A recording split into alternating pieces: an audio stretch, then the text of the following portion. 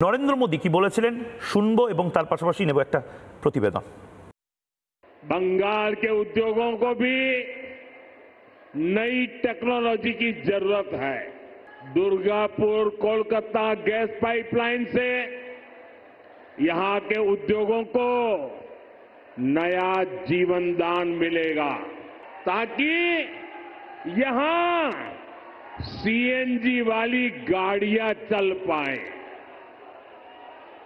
आपके पैसे बचे, यहां नए नए कारखानों को बल मिले और सबसे बड़ी बात, इससे बंगाल के नौजवानों के लिए रोजगार के नए मौके बनेंगे।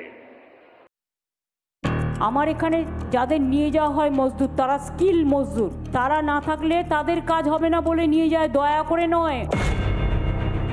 বাংলার কর্মসংস্থানের অবস্থা নতুন করে বলার কিছু নয়। একের পর এক কলকারখানা বন্ধ হয়ে পড়ে আছে। একটা সময় ছিল যখন ভিন রাজ্য থেকে মানুষ বাংলায় আসতো কাজ করতে। পূর্ব ও উত্তর পূর্ব ভারতের বহু মানুষের রুজি রোজগার জোগাতো এই বাংলা। কিন্তু আজ পরিস্থিতি সম্পূর্ণ উল্টো।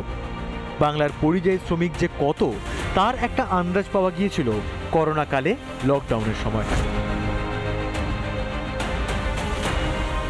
দিনে দিনে এই পরিযায়ী সমস্যা বেড়েছে, বই কমেনি।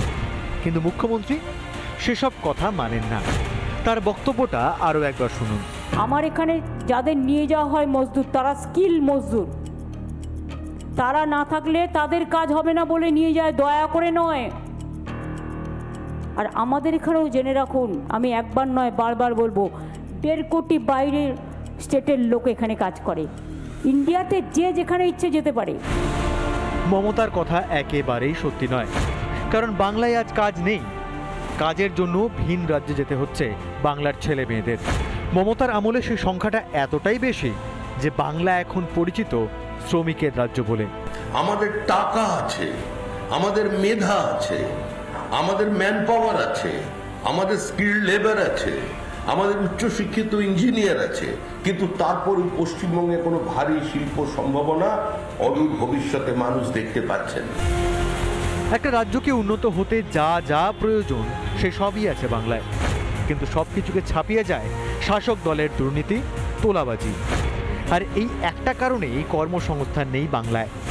দলের দুর্নীতিকে আড়াল করতেই পথে নামতে হয় মমতা বন্দ্যোপাধ্যায়কে। বাংলা ও বাঙালির প্রতি মমতার এই লোক দেখানো প্রেম আর কতদিন? জবাব চায় বাংলা। এই মুহূর্তে যারা আমার সাথে রয়েছেন তাদেরকে আলাপ করিয়ে দিই। কালিদাস সিংহ রায়, সাধারণ সম্পাদক, বাঙালি স্বর্ণশিল্পী সমিতি, মুম্বাই থেকে কালিদাসবাবু রয়েছেন, এবং পূর্ণেন্দু ঘড়াই রয়েছেন কলকাতা স্বর্ণকার সমিতি থেকে, লখনৌ থেকে। এই মুহূর্তে লখনৌ থেকে একজন রয়েছেন এবং কালিদাস বাবু রয়েছেন মুম্বাই থেকে। এবং তার পাশাপাশি আপনারা যারা এই মুহূর্তে দেখছেন, আমাকে প্রবাসী বাঙালি হলে আমাকে মেসেজ করুন, আমাকে ফোন করুন। টেলিফোন নাম্বার আমি দিয়ে রেখেছি। যারা এই মুহূর্তে অনলাইনে যে কোনো রাজ্য থেকে বসতে চান, আপনারা যোগাযোগ করুন এবং আপনাদের কথা আপনারা বলুন। নানা ধরনের কন্টেন্ট দেখার জন্য লাইক করুন, শেয়ার করুন আমাদের ফেসবুক পেজ, সাবস্ক্রাইব করুন আমাদের ইউটিউব চ্যানেল। পাশাপাশি অন্যান্য ব্রেকিং নিউজের জন্য অবশ্যই চোখ রাখুন রিপাবলিক বাংলায়।